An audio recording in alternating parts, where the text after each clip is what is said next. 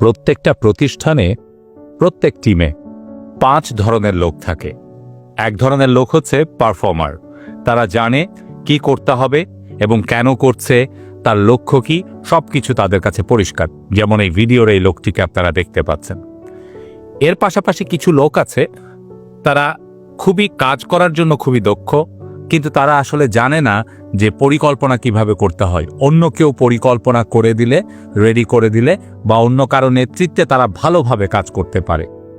আবার কিছু লোকজন আছে, তারা মাঝামাঝি, অর্থাৎ কাজ করে কিন্তু নিজে পরিকল্পনা করতে পারে না, অন্যের পরিকল্পনাই করে, এবং তারা তাদের কাজ আসলে এমন যে তারা করলেও সেটি বড় রকমের খুব পরিবর্তন আনে না, আবার না করলেও সেটা খুব সমস্যা তৈরি করে না, অর্থাৎ দুধ ভাত টাইপের।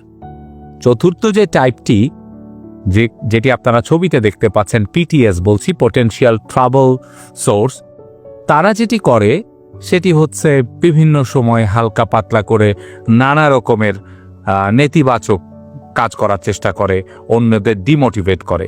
আর পঞ্চম যারা হলো সাপ্রেসিভ পার্সন বা এসপি বলা হয়, তারা পুরো টিমকে নষ্ট করে, সব সময় সব কিছুর ভেতরে বাগড়া দিবে, পেছন থেকে টেনে ধরবে, কাজের স্পিরিট নষ্ট করবে এবং অন্যদেরকে উস্কে দিবে যে কাজ না করার জন্য।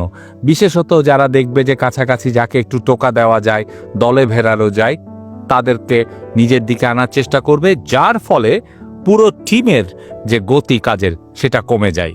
তো এই 5 ধরনের টিমমেট আপনার টিমে আছে কিনা কমেন্টে জানাবেন।